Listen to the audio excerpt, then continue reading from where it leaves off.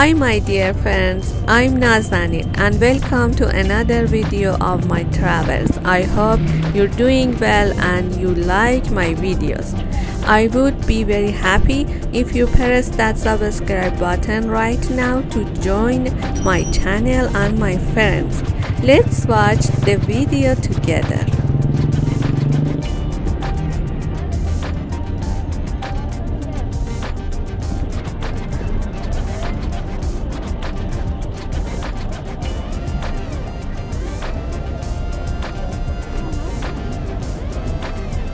درود بر دوستان عزیزم، امیدوارم از هر شهر قشنگ ایران هستید یا از کشورهای مختلف دنیا دارین ویدیوی منو میبینین، حال دلتون عالی باشه. من نازنین هستم و خوش آمدید به کانال سفرهای من. خوشحال میشم همین الان دکمه سابسکرایب رو بزنید و به جمع دوستان من بپیوندید و همینطور دکمه زنگوله کنارش رو تا ویدیوهای بعدی من برای شما نمایش داده بشه. سپاسگزارم از تک تک شما عزیزان.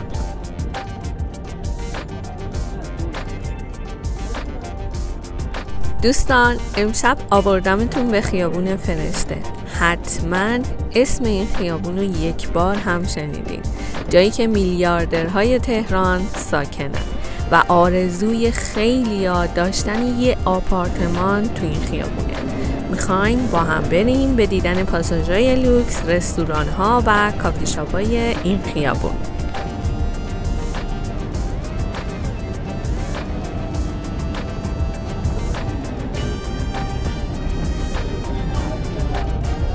اینجا پاتوق شبانه همه جوانای پولدار و ثروتمنده و البته خیلیا برای دیدن این خیابون شبها از مناطق دیگه هم میان، فقط قدم میزنن و ماشینای لوکس و زیبا را میبینن. یکی از مشخصه های خیابون فرشته برجای سر به فلک کشیده لوکس با ماشینای عجیب و غریب رنگیه. با اینکه این خیابون فرشته در منطقه یک شهرداری و بالا شهر تهران قرار گرفته، اما بازم از سایر محله‌های شمال شهر تهران بالاتره و خرید یه آپارتمان در این خیابون از متری 200 میلیون شروع میشه تا به بالا. فرشته یا همان خیابان فیاضی معروف به قلب پنت هاوس های تهران. رستوران قصاب اینجا خیلی معروفه با گوشتای گوسفند و گوساله که جلوی خودتون سرو میکنن و با کیفیت غذایی خیلی عالی. بریم که با هم داخل این رستوران زیبا رو ببینیم و قیمت یکی از غذاها رو بهتون بدم. هزینه یک سالاد با چای و آب و نوشیدنی دیگه با دنده گوسفند و اگه بخواین سفارش بدین تو این رستوران برای یه نفر کلاً 1 میلیون میشه. الان دلار تو کشور ما 50,000 تومنه، یعنی میشه $20.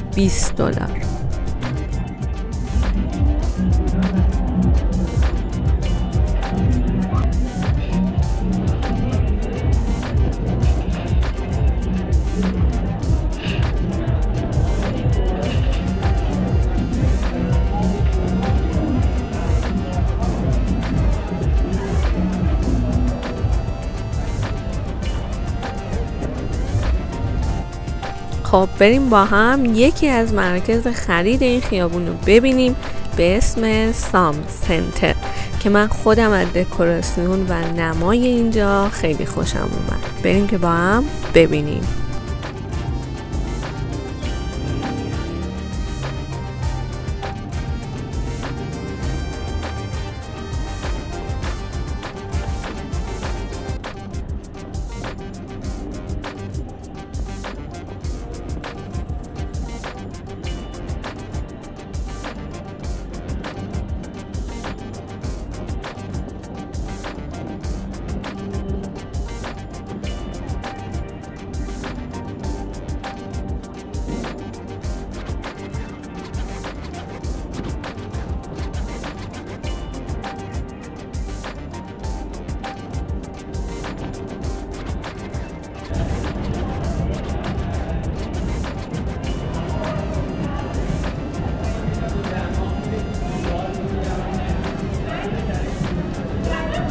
این طبقه هم 2 تا رستوران شیک با فضای عالی داره که شما خیلی راحت میتونین از فضای ساده و زیبای اون لذت ببرین.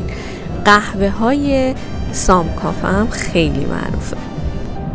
البته نوشیدن کافه تو همچین فضایی و خوردن یک کیک معمولی با یه تزیین معمولی کلاً 500,000 تومان میشه که بخوایم به دلار حساب کنیم میشه $10.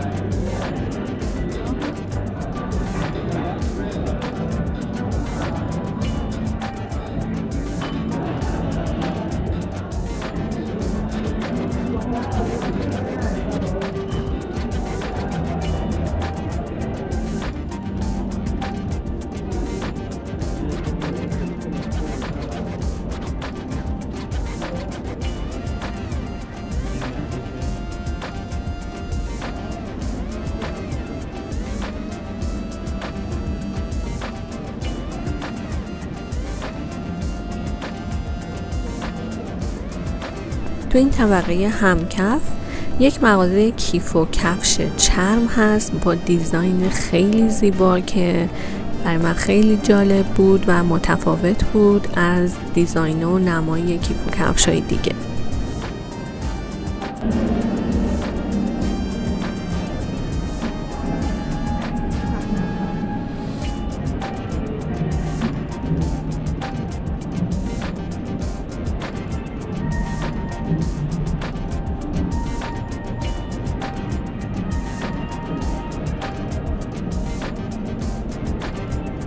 دوستان عزیزم، امیدوارم از قدم زدن شبانه توی خیابون فرشته لذت برده باشید. تا ویدیوی دیگه، بدرود.